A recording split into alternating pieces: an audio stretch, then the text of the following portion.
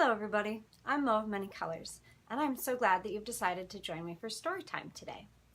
Tonight we're going to be reading a book that was given to me in 1981 by my mother, Pam Leo. She runs the Book Fairy Pantry Project. They collect new and gently used children's books and they distribute them to local food pantries. And if you would like to help them do that, you can find all of their information right on Facebook. So we're just going to jump right to it. This is one of my most special books of my life, and I'm really excited to read this tonight, not only for my mom, but also my cousin has a daughter who likes this book very much as well, so this is also for her. Blueberries for Sal, Robert McCloskey.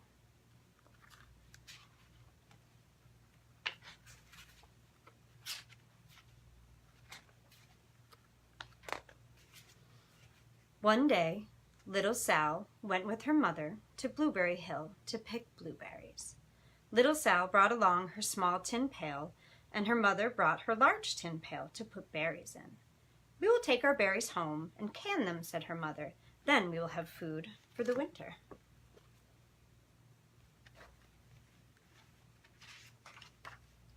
Little Sal picked 3 blueberries and dropped them in her little tin pail. Kaplink, kaplank, kaplunk. She picked 3 more berries and ate them. Then she picked more berries and dropped one in the pail, kaplunk, and the rest she ate. Then little Sal ate all 4 blueberries out of her pail. Sound familiar, Mom? Her mother walked slowly through the bushes, picking blueberries as she went and putting them in her pail. Little Sal struggled along behind, picking blueberries and eating every single one.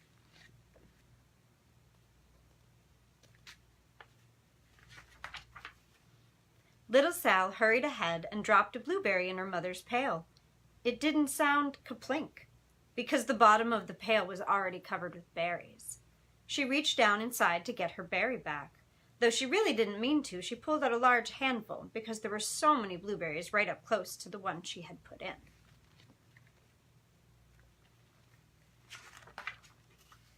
Her mother stopped picking and said, "Now, Sal, you run along and pick your own berries. Mother wants to take her berries home and can them for next winter."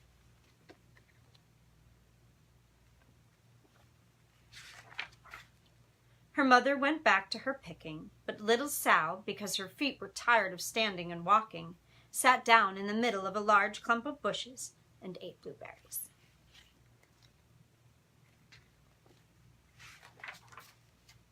On the other side of Blueberry Hill, Little Bear came with his mother to eat blueberries. "Little Bear," she said, "eat lots of berries and grow big and fat. We must store up food for the long, cold winter."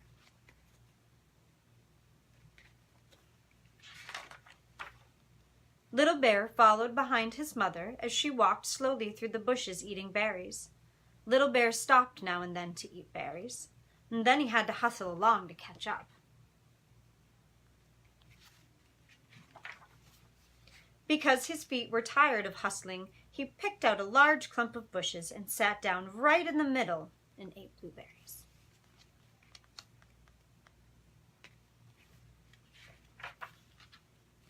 Over on the other side of the hill, little Sal ate all of the berries she could reach from where she was sitting. Then she started out to find her mother.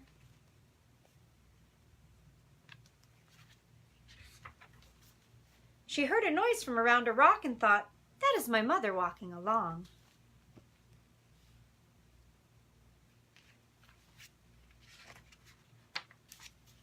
But it was a mother crow and her children, and they stopped eating berries and flew away, saying, "Caw, caw, caw." Then she heard another noise in the bushes and thought, "That is surely my mother, and I will go that way."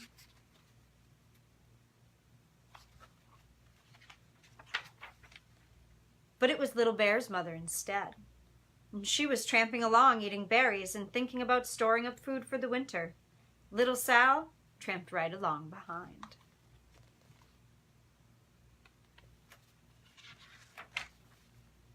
By this time, Little Bear had eaten all the berries he could reach without moving from his clump of bushes.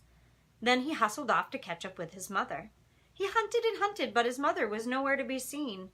He heard a noise from over a stump and thought, That is my mother walking along.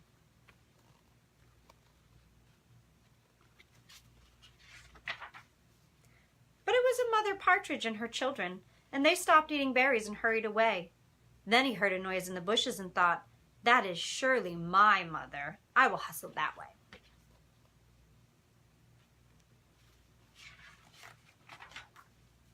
But it was little Sal's mother instead, and she was walking along picking berries and thinking about canning them for next winter. And Little Bear hustled right along behind.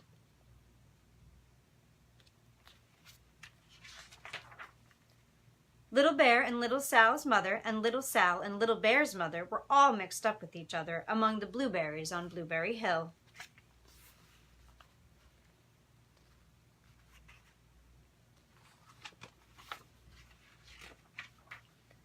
Little Bear's mother heard Sal walking along behind and thought it was Little Bear, and she said, Little Bear, munch, munch, eat all you gulp can possibly hold, swallow.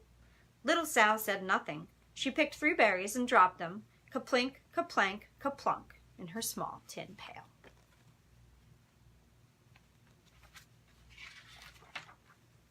Little Bear's mother turned around to see what on earth could make a noise like kaplunk. Grumph, she cried, choking on a mouthful of berries. This is not my child. Where is Little Bear? She took one good look and backed away. She was old enough to be shy of people, even a very small person like Little Sal. Then she turned around and walked off very fast to hunt for Little Bear.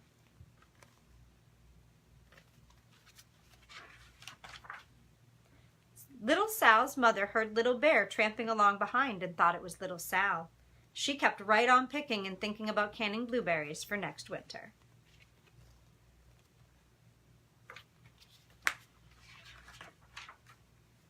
Little Bear padded up and peeked into her pail.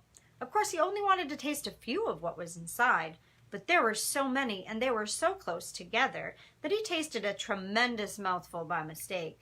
Now, Sal, said Little Sal's mother without turning around, you run along and pick your own berries. Mother wants to can these for next winter.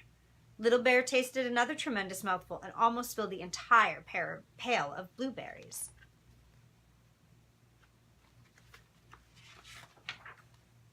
Little Sal's mother turned around and gasped, My goodness, you are not Little Sal. Where is my child? Little Bear just sat munching and swallowing and licking his lips. Little Sal's mother slowly backed away. She was old enough to be shy of bears, even very small bears like Little Bear. Then she turned around and walked away quickly to look for Little Sal. She hadn't gone very far before she heard a kaplink, kaplank, kaplunk. She knew just what made that kind of noise.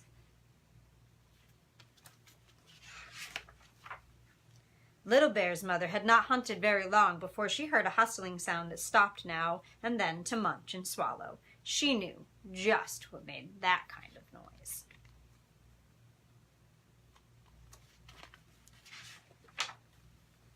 Little Bear and his mother went home down one side of Blueberry Hill, eating blueberries all the way and full of food stored up for next winter.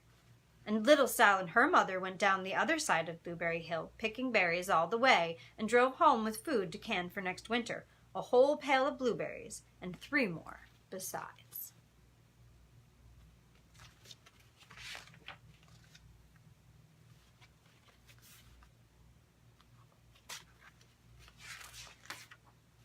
The end. I haven't read this story since I was a very little girl, and I hope that you enjoyed it as much as I did then and as much as I enjoyed reading it to you tonight. I hope that you will join me here again at Mo of Many Colors for my story time. If there is somebody that you would like to see me read a character as, or if there is a particular book that you would like to hear me read, please tell your parents to send me a message because I would love to do that for you. Depending on where you are in the world, I hope you have a great day or sweet dreams. Good night.